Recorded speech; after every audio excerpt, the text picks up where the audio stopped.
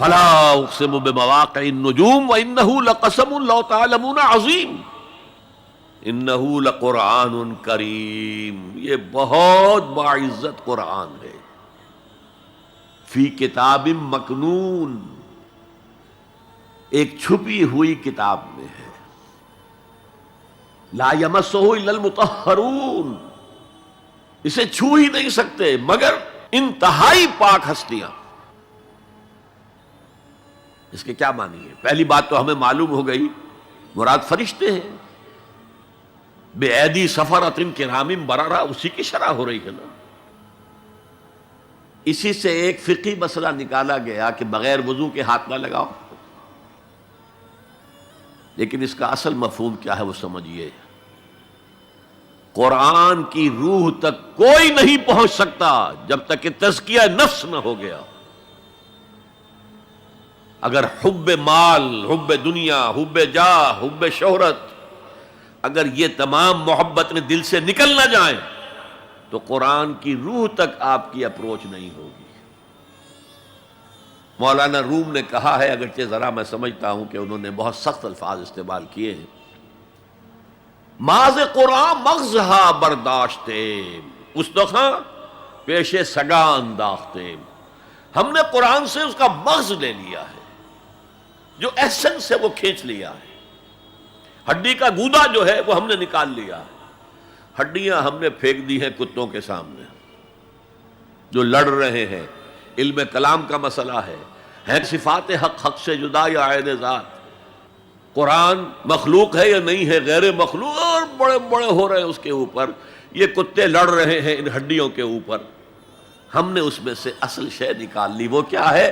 اللہ کی محبت، اللہ کی معرفت، یہ ہے اصل شے۔ معاذ قرآن مغزہ برداشتے استخاں پیش سگا انداختے۔ تو جب تک انسان کا باطن پاک نہ ہو جائے وہ قرآن کے چھلکوں سے کھیلتا رہے گا، چاہے وہ کہنے کو مفسر ہو، قرآن کے باطن تک کبھی نہیں پہنچے گا۔ فی کتاب مکنون لا یمسہ الا المطہرون تنزیل من رب العالمین، یہ تھوڑا تھوڑا کر کے اتارا گیا ہے رب العالمین کی طرف سے۔ انزال کے معنی ہے دفعتاً اتار دینا۔ لیلۃ القدر میں آیا انا انزلناہ فی لیلۃ القدر، رمضان کے بارے میں شہر رمضان الذی انزل فیہ القرآن، باب افعال، لیکن حضور پر ایک دم نہیں اترا، تھوڑا تھوڑا تھوڑا تھوڑا 23 برس میں جا کر اس کی تکمیل ہوئی۔ اب دیکھیے جو شکوہ کیا اللہ نے، کیا اس جیسی نعمت سے تم مداہنت کر رہے ہو، بے اعتنائی کر رہے ہو، اسے پڑھتے نہیں ہو، اسے سمجھتے نہیں ہو، اس پر عمل نہیں کرتے، اسے اپنا امام نہیں بناتے؟ تمہارا طرز عمل یہ ہے، بلکہ تم نے اپنا نصیب یہ بنا لیا ہے کہ تم اسے جھٹلا رہے ہو۔ غور کیجئے، جھٹلانا جو ہے دو طرح کا ہے، ایک ہے زبان سے کہنا کہ یہ نہیں ہے، کوئی اللہ کا کلام نہیں ہے، یہ قرآن وغیرہ جھوٹ سب اساطیر الاولین ہیں، یہ محمد نے گھڑ لیا ہے وغیرہ وغیرہ، جھٹلانا ہو گیا۔ ایک جھٹلانا ہے عمل سے جھٹلانا، مان تو لیا اللہ کا کلام ہے لیکن اس کی حرام کردہ شے کو اپنے لیے حلال کیا ہوا۔ حدیث نبوی ہے ما آمن بالقرآن من استحل محارمہ، اس شخص کا قرآن پر کوئی ایمان نہیں ہے جو اس کی حرام کردہ چیز کو اپنے لیے حلال ٹھہرا لے۔ اس اعتبار سے غور کیجئے، اور اس کی مثال بھی دی ہوئی ہے سورہ جمعہ میں،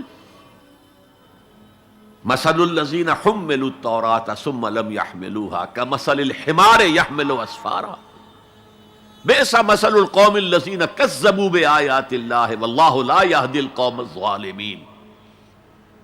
مثال ان لوگوں کی جو حامل تورات بنائے گئے تھے اور پھر انہوں نے اس کی ذمہ داری کو ادا نہیں کیا، اسے قائم نہیں کیا، اس کے احکام پر عمل نہیں کیا۔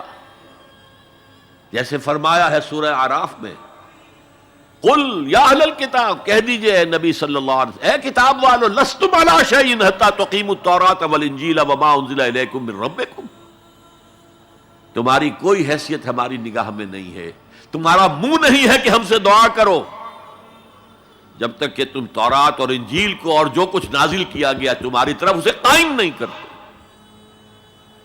آج اللہ ہماری دعائیں نہیں سنتا، 30 لاکھ جا کر حج کرتے ہیں، دنیا کے حالات میں کوئی ذرہ برابر فرق آتا ہے؟ اول تو حرام کی کمائی سے حج ہو رہا ہے، تو حج ہے ہی نہیں سرے سے،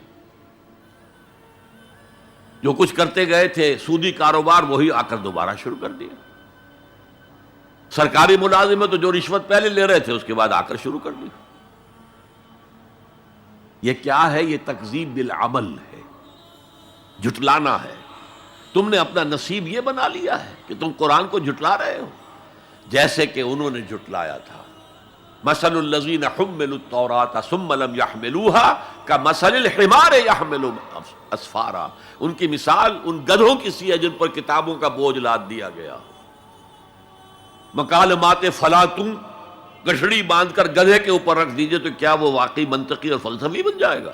یہ مثال اللہ دے رہا ہے۔ اور یہ مثال کیوں دی گئی ہے؟ اس آئینے میں ہمیں ہماری تصویر دکھائی گئی ہے۔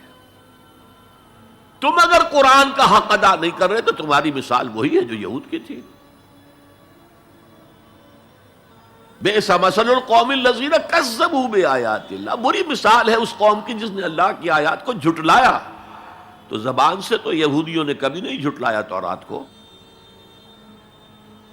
عمل سے جھٹلایا ہے۔ هي الحلقات تحفظني بآيات من القرآن، هي الحلقات تملأني بحب المصطفى العدنان.